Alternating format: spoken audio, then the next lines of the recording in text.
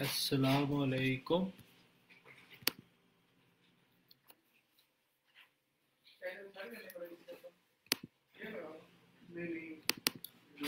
क्या हाल चाल है बच्चा पार्टी?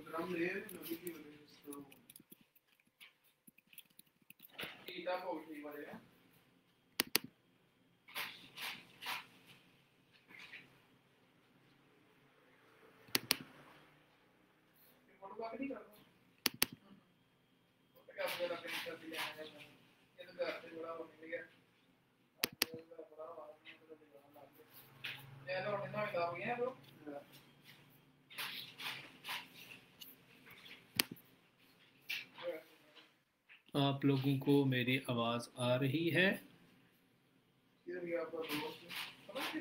कि नहीं आ रही?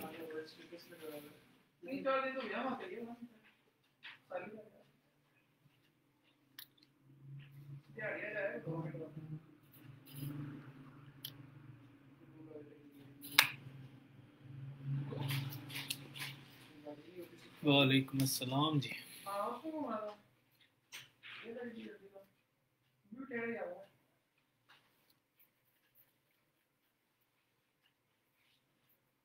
आ रही है, ठीक हो गया। चलें 2-3 मिनट वेट करते हैं। जिन जिन लोगों ने ज्वाइन करना है वो ज्वाइन कर लें और फिर हम पढ़ते हैं। अक्खा मेरिया नूर तुम, मेरिया नूर तुम।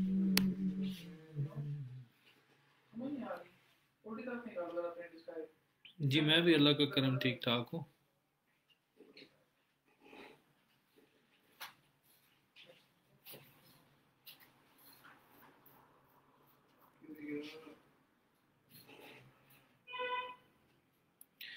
आज हम लोग पढ़ेंगे nuclear politics in South Asia. पहले तो ये समझेंगे न्यूक्लियर पॉलिटिक्स होती क्या है, फिर ये समझेंगे कि साउथ एशिया में ये क्या है और क्यों है, और फिर देखेंगे कि क्या कोई न्यूक्लियर डिसआर्मामेंट पॉसिबल है या नहीं possible. We will wait for 2 more minutes और फिर हम लोग शुरू करते हैं।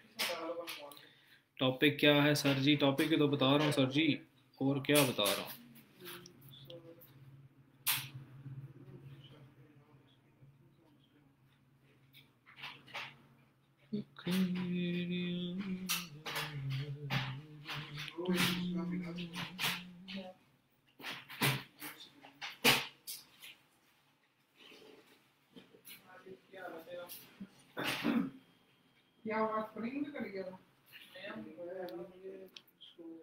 जी मुनीर साहब, आपने मुझे पकड़ लिया फाइनली। यहाँ से वो वीडियोस जाती हैं सारी यूट्यूब पे और इधर उधर। यूट्यूब वाले बड़े सियाने हैं। सब्जेक्ट करंट अफेयर्स है, लेक्चर है nuclear politics in South Asia.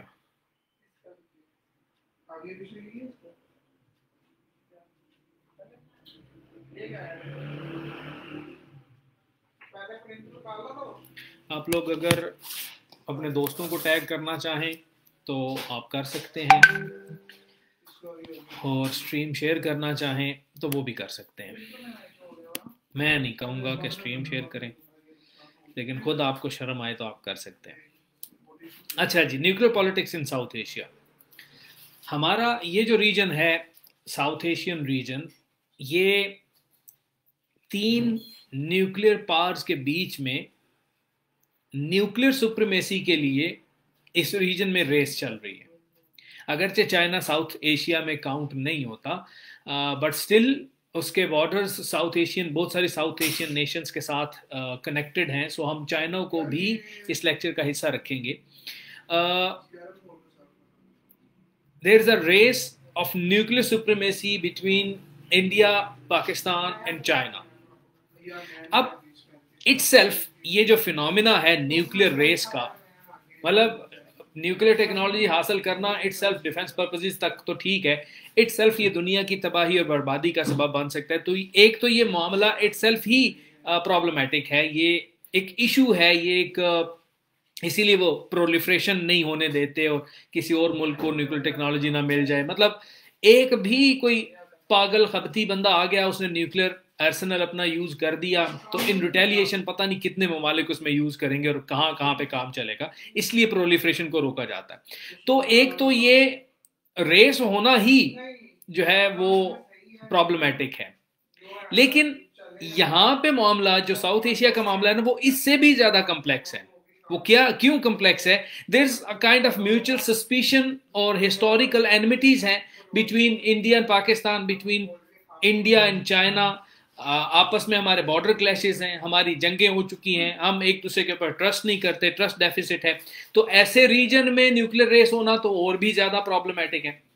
International community इसलिए इसको ज्यादा फोकस के साथ, ज्यादा क्या उसे कहते हैं, जूम इन करके देख रही होती है कि यहाँ पे क्या चल रहा है। अब एस्टिमेटेड अंदाजे के मुताबिक चाइना के पास 250 प्लस न्यूक्लियर वॉर हेड्स हैं, जिसमें शॉर्ट रेंज भी हैं, इंटरमीडिएट रेंज भी हैं और लॉन्ग रेंज बैलिस्टिक मिसाइल्स भी मौजूद हैं। चाइना की जो एम्बिशंस हैं, चाइना की जो कैपेबिलिटीज हैं, they are for all land, air and sea based nuclear delivery system, यानी कि तीनों उनके पास न्यूक्लियर सबमरीन्स भी मौजूद हैं, जहाजों के थ्रू भी वो बम मार सकते हैं और लैंड टू एयर या लैंड टू लैंड भी वो अटैक कर सकते हैं। ये चाइना की कैपेबिलिटी है।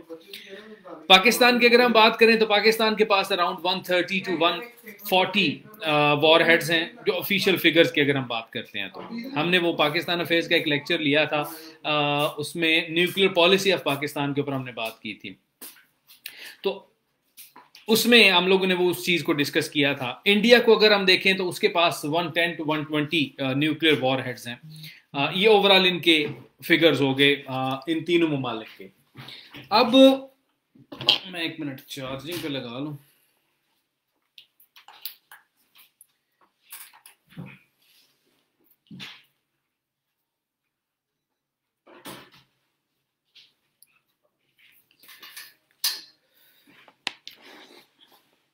बहुत सारे लोग, बहुत सारे एनालिस्ट्स, बहुत सारे ऑब्जर्वर्स जो हैं वो इस न्यूक्लियर कंपटीशन को साउथ चाइना के अंदर एक रेसिपी ऑफ इंस्टेबिलिटी के तौर पर लेते हैं। वो कहते हैं कि पहले ही टेरिटोरियल डिस्प्यूट्स हैं, उसके साथ साथ cross border terrorism in regions में बड़ी आम है, बड़ी फेमस है। उसके उसके साथ साथ अगर हम बात करें तो इंटरनेशनल कम्युनिटी का इस रीजन के लोगों को इन्फ्लुएंस करना वो भी प्रॉब्लमेटिक है। उसकी रीजन क्या है कि पाकिस्तान और इंडिया दोनों ने नॉन प्रोलिफरेशन ट्रीटी के ये सिग्नेटरी नहीं है, इन दोनों ने उसके ऊपर साइन नहीं किए हुए, so they can not pressurise Pakistan and India. फिर इसी रीजन के अंदर पाकिस्तान की अगर हम मिसाल लें, अगर यहाँ पे इकोनॉमिक इंस्टेबिलिटी आती है या पॉलिटिकल इंस्टेबिलिटी आती है तो वो भी इस रीजन के लिए प्रॉब्लमेटिक हो सकती है। हमने वो न्यूक्लियर सिक्योरिटी के हवाले से इंटरनेशनल कम्युनिटी के कंसर्न्स पढ़े थे पाकिस्तान अफेयर्स में, कि वो ये सोचते हैं जैसे वहां पे बस हर वक्त मार कुटाई और लड़ाई झगड़ा और जंग ही होती रहती है, they don't see the other side of the picture. तो उस हवाले से उनका एक परसेप्शन बना हुआ है। फिर यहाँ पे मिलिटेंट ग्रुप्स हैं, यहाँ पे वो इंटरनेशनल कम्युनिटी सोचती है जी कि अगर कोई इस तरह का पॉलिटिकल कोलैप्स होता है, सिविल वॉर होती है या कोई भी इस तरह की आपस में अगर इनके मामलात होते हैं तो न्यूक्लियर मटेरियल के ही मिलिटेंट्स के हत्थे ना चढ़ जाए। अब एक मजे की बात देखें, अमेरिका और रशिया अगर इन दोनों के कंबाइंड न्यूक्लियर वेपन्स देखें ना तो they are more than 90% of the total nuclear weapons of the world. मतलब अगर हम ओवरऑल अगर फर्ज करें कि दुनिया में 100 न्यूक्लियर वेपन्स हैं तो उनमें से 90 न्यूक्लियर वेपन सिर्फ दो ममालिक के पास हैं, that is America and Russia. मतलब बाकी के 10 जो वेपन्स हैं वो कोई 5-6 स्टेट्स के बीच में डिवाइड हुए हैं। 10 वेपन्स, इतनी ज्यादा तादाद में उनके पास मौजूद है। बट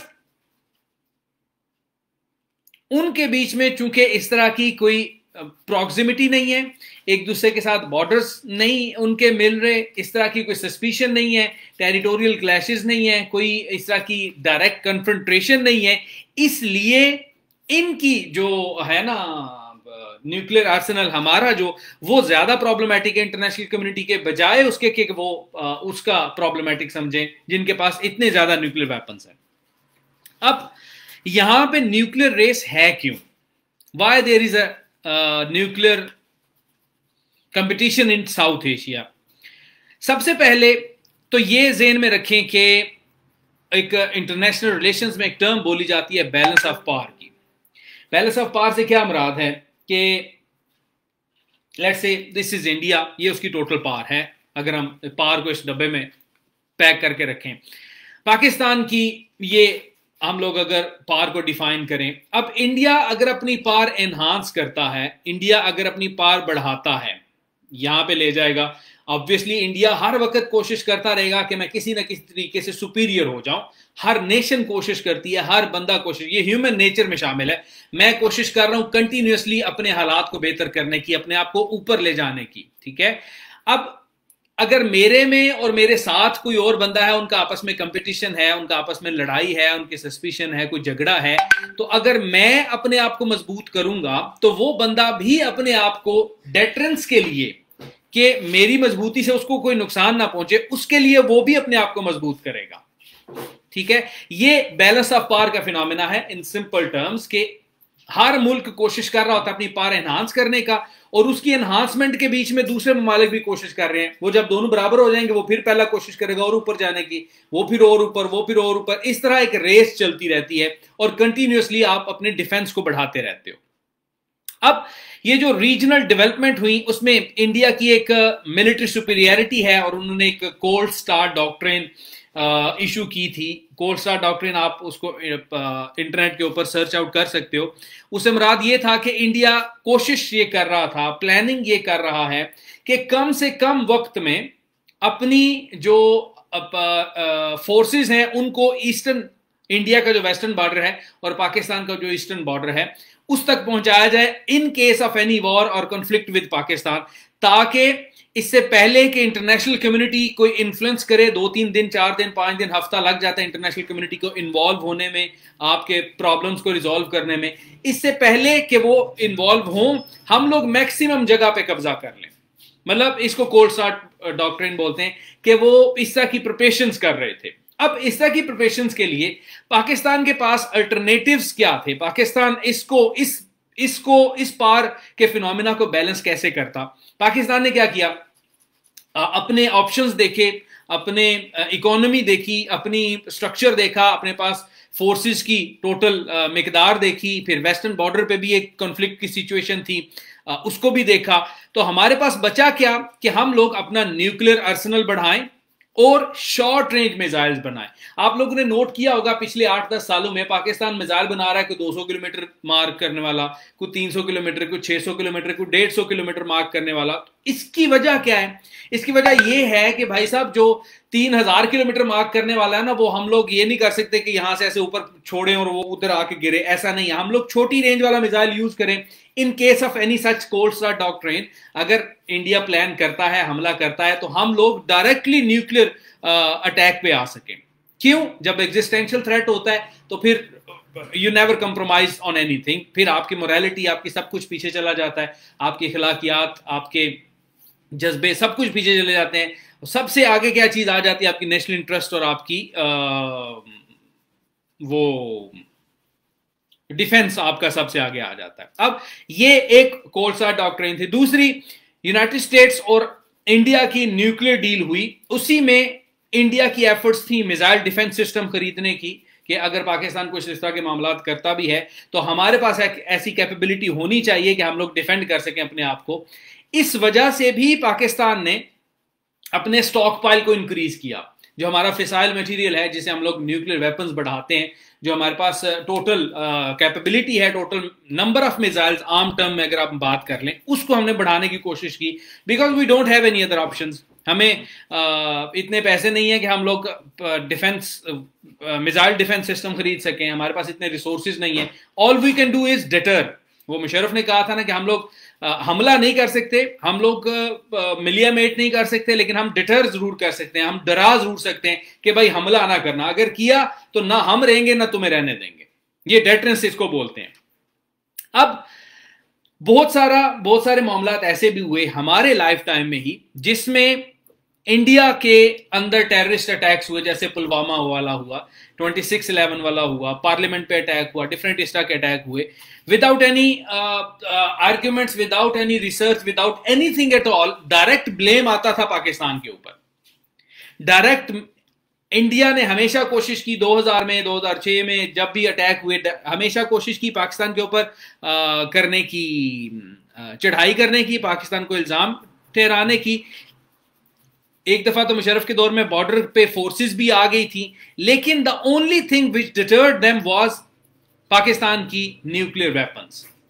के मतलब हमने कहा था, मुशर्रफ ने कहा था कि क्या कहा था, मुशर्रफ को उसने रिफ्यूज कर दिया, उसको कंसीडर करने का कहा गया कि no use of nuclear weapons, अगर आप में कॉन्फ्लिक्ट होता है तो आपको न्यूक्लियर वेपन्स नहीं यूज करने चाहिए। उसने कहा था जी हमारे पास अगर कोई इस तरह का मामला हुआ, अगर कोई एग्जिस्टेंशियल थ्रेट हुआ, तो ऐसी हम लोग पॉलिसी को जेहन में नहीं रखेंगे, फिर हम लोग न्यूक्लियर वेपन यूज करना या कुछ और करना पड़ा हम लोग करेंगे।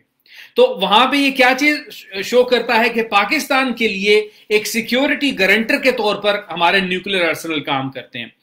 1999 में कारगिल वाला कॉन्फ्लिक्ट होता है, उसमें वो एस्केलेट नहीं होता, बाकी बॉर्डर्स पे नहीं जाता, बाकी सिचुएशन पे नहीं जाता, उसको भी जो न्यूट्रल है ना, क्या उसे कहते हैं, ऑब्जर्वर्स, वो ये कहते हैं कि उसमें पाकिस्तान के न्यूक्लियर वेपन्स ने उस कॉन्फ्लिक्ट को लिमिटेड रखने में एक डोमिनेंट रोल प्ले किया।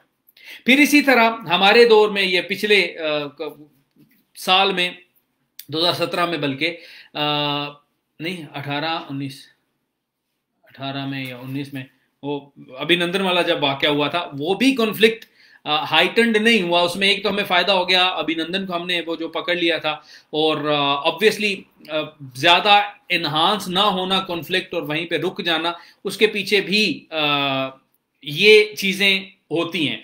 अब न्यूक्लियर रेस हुई क्यों, वो मैंने आपको बता दिया। एक तरफ अपनी कैपेबिलिटीज बढ़ाई जा रही हैं, इंडिया बढ़ा रहा है, दूसरी तरफ वो अपनी कोल्ड स्टार्ट डॉक्ट्रिन है, तीसरी तरफ मिसाइल डिफेंस सिस्टम है, चौथी तरफ न्यूक्लियर डील है यूएस के साथ। पाकिस्तान के पास क्या ऑप्शन है, जस्ट ये कि हमारे पास न्यूक्लियर आर्सेनल है और हमने उसको एनहांस करना, उसको बढ़ाना है। अब होता क्या है, एक इंडियन ऑफिशियल ने, एक एनोनिमस ऑफिशियल है, अपना नाम ना जाहिर करते हुए, एक आर्टिकल में मैंने ये पढ़ा था, मैंने यहां पे लिखा हुआ है, वो कहता है the cost of any kind of surgical strike can not be bigger than the damage we intend to inflict on the enemy. कि हमारे पर हमें $10 बिलियन लग जाए ना, अगर हम सर्जिकल स्ट्राइक कोई करते हैं, हमें वो स्टिल अफोर्डेबल है। मतलब हम जो उससे नुकसान करेंगे क्रेडिबिलिटी का, वो जितने मर्जी पैसे लग जाए हम करेंगे, हम कर सकते हैं, ठीक है। मतलब वो बंदा कहता है ना कि मेरी बेशक कुछ भी ना मेरे पल्ले रहे, लेकिन तो उसकी मैंने सत्यानाश करनी है, उस तरह का सिनेरियो। लेकिन वो क्या कहता है, when you go to war you should be 100% sure of victory. If something unexpected happens then people will not forgive you. 100% surety किसी जंग में किसी पार को नहीं होती। तो वो यही कह रहा है कि अगर कुछ भी अनएक्सपेक्टेड हो जाए तो फिर लोग आपको माफ नहीं करते। If things go out of hand, the same critics, वो लोग जो आपको कह रहे हैं कि सर्जिकल स्ट्राइक्स करो, वो लोग जो आपको कह रहे हैं कि पाकिस्तान पे हमला करो, वो लोग जो आपको इस तरह का आपको मजबूर कर रहे हैं गवर्नमेंट को, अगर पाकिस्तान को इस तरह का स्टेप ले जाता है, पाकिस्तान न्यूक्लियर टेक्नोलॉजी यूज कर जाता है अगेंस्ट इंडिया, इरिवर्सिबल उससे जो नुकसानात होते हैं, तो वही क्रिटिक्स आपको ये कहेंगे, they would ask why you went in for the strikes, आपने हमला किया ही क्यों था, आपने छेड़ा ही क्यों, आपने पंगा ही क्यों लिया। तो जब तक you're not 100% sure, तब तक you cannot attack any other country। और ये 100% sure ना होने के पीछे वजह क्या है, पाकिस्तान का न्यूक्लियर आर्सेनल। अगर न्यूक्लियर टेक्नोलॉजी ना हो तो खा पी जाती है वहां पे अभी तक हमें, ना हमारे पास इकोनॉमी है, ना हमारे पास सोशल कोहेजन है, ना हमारे पास कुछ इस तरह की चीजें हैं। एक ही चीज है जो हमारे डिफेंस के लिए जरूरी है, इस वजह से न्यूक्लियर रेस है। अब आते हैं इंडिया की तरफ। इंडिया की क्यों न्यूक्लियर रेस है? हमारे लिए जो इंडिया है, इंडिया के लिए वो चाइना है। जिस तरह हम इंडिया को थ्रेट तस्वर करते हैं अपनी एग्जिस्टेंस के लिए, इंडिया चाइना को थ्रेट तस्वर करता है अपनी एग्जिस्टेंस के लिए। इसीलिए उनके बीच में कॉन्फ्लिक्ट भी चलते रहते हैं। उनके जो रिलेशंस हैं वो बड़े कॉम्प्लेक्स रहे हैं। मोर देन $100 बिलियन की ट्रेड भी है, लेकिन at the same time conflict भी हैं चाइना के साथ। साउथ चाइना सी में इंडिया चाइना के अगेंस्ट वियतनाम और इस के कंट्रीज में उनके लिए ड्रिलिंग कर रहा है, ऑयल के लिए ड्रिलिंग और इस के काम कर रहा है, ठीक है। हमने इंडियन ओशन में कंपटीशन पढ़ा था, वहां पे इंडिया उसको compete कर रहा है। अब इंडिया के जो थ्रेट परसेप्शंस हैं उसके लिए इंडिया भी अपनी न्यूक्लियर टेक्नोलॉजी पे कभी कंप्रोमाइज नहीं करेगा, बल्कि वो उसको एनहांस करने की कोशिश करेगा। जब से यूनाइटेड स्टेट्स ने बीच में कदम रखा हुआ है, तब से वो और ज्यादा कॉम्प्लेक्स हो गया हुआ है, तब से वो और ज्यादा प्रॉब्लमेटिक हो गया हुआ है। तो ओवरऑल ये इस तरह की कुछ परसेप्शंस हैं जो कि इंडिया और चाइना के बीच में है, पाकिस्तान और इंडिया के बीच में है, जिसकी वजह से ये न्यूक्लियर रेस चल रही है। यहां तक आप लोगों को समझ आ गई है? एक एक कमेंट कर दीजिए ताकि मैं आखिरी पॉइंट आपको बताऊं।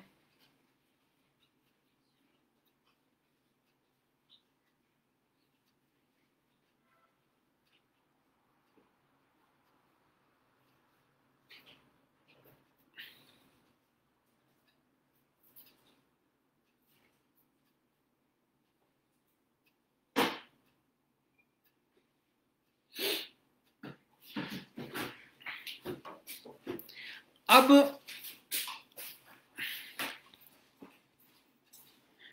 क्या न्यूक्लियर डिसआर्मामेंट पॉसिबल है साउथ एशिया में? Is it possible? If it is possible then कैसे पॉसिबल है?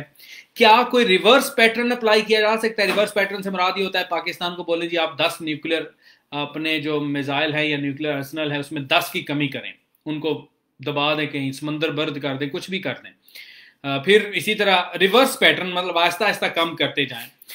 क्या प्रेजेंट कंडीशन में इस तरह का पॉसिबल है? पाकिस्तान डिसआर्म करेगा अगर इंडिया डिसआर्म करता है तो, मतलब अगर इंडिया भी उसी चीज को एक्सेप्ट करता है तब पाकिस्तान करेगा। इंडिया डिसआर्म करेगा अगर चाइना डिसआर्म करेगा तो न्यूक्लियर वेपन से। चाइना की प्रॉब्लम्स यूएस से भी हैं, रशिया से भी हैं, वो तब डिसआर्म करेगा जब यूएस और रशिया डिसआर्म करेंगे। तो हम ये इस कंक्लूजन पे पहुंच सकते हैं कि जो साउथ एशियन न्यूक्लियर पॉलिटिक्स है, साउथ एशियन न्यूक्लियर कंपटीशन है, ये जो आर्म्स रेस चल रही है, it is basically driven by international nuclear politics. मतलब each and every countries related, उसके थ्रेट परसेप्शन किसी दूसरे कंट्री के साथ रिलेटेड है, और वो उन थ्रेट परसेप्शन को तभी कम करेगा जब अगला कंट्री भी उसमें को कंट्रीब्यूट करने की कोशिश करेगा।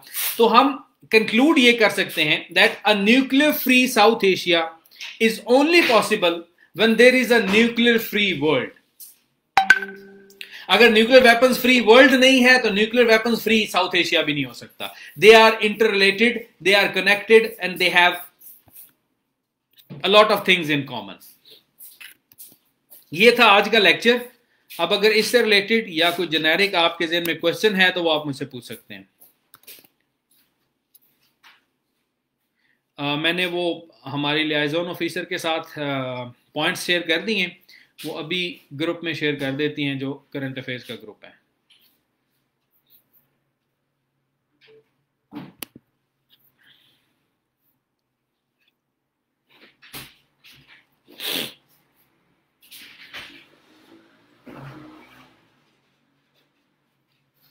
कोई क्वेश्चन है तो पूछ सकते हैं आप लोग।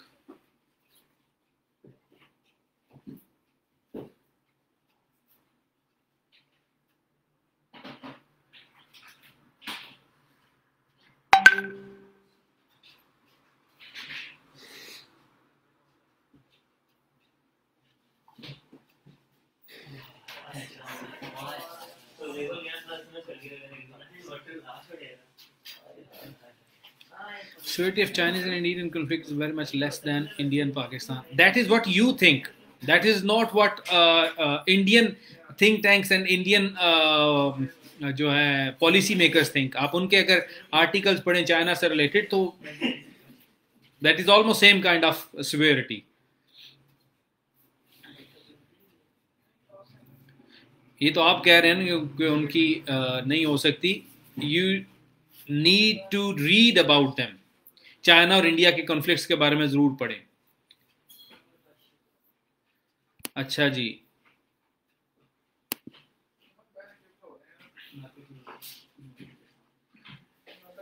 I want to be part of your current affairs group as well.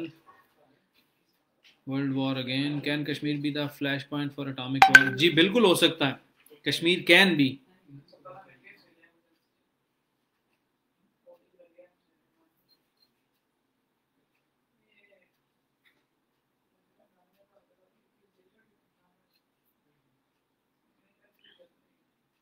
Nuclear war वैसे नहीं होगी. मतलब आम जंग जुंग हो सकती है. न्यूक्लियर वॉर के चांसेस कम ही हैं. बिकॉज इफ इट हैपन्स तो वो पूरी दुनिया में फिर होगी. वो फिर लिमिटेड नहीं रहेगी.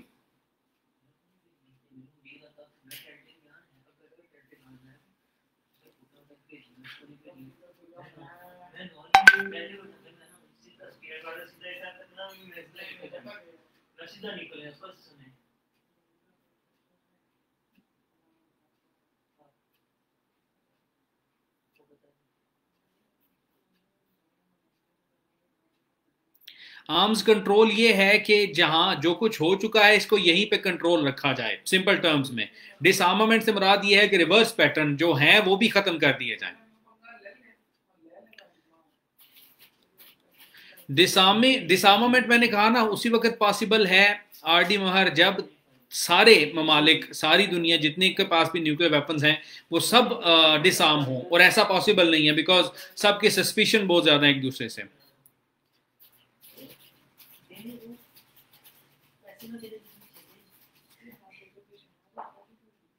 Is there possibility of Cuban missile 1962 like crisis between? अब आप इस तरह के क्राइसिस को जो है ना इंटरनेशनल रिलेशंस में या स्टेट के अफेयर्स में रिलेट नहीं कर सकते आप लोग. बिकॉज 1960s में वर्ल्ड एनवायरनमेंट और था, बाइपोलर वर्ल्ड थी, और अब यूनिपोलर वर्ल्ड है और एनवायरनमेंट टोटली डिफरेंट है. सो वो चीजें एप्लीकेबल नहीं होंगी. अरब स्टेट्स की तो क्या ही बात है.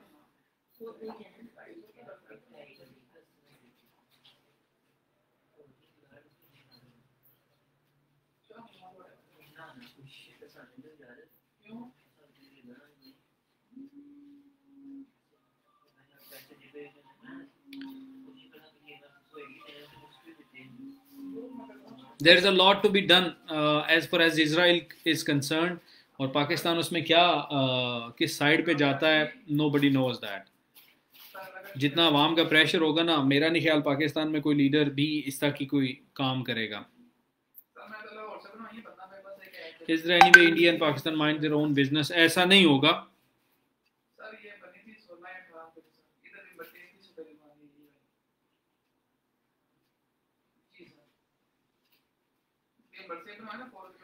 यूनिपोलर होता है जहां पे दुनिया में एक ही चौधरी हो, जैसा कि अब अमेरिका है. बाइपोलर होता है जब दुनिया में दो चौधरी हो, जैसे यूएसएसआर था और अमेरिका था. मल्टीपोलर होता है जब दुनिया में दो से ज्यादा चौधरी हो.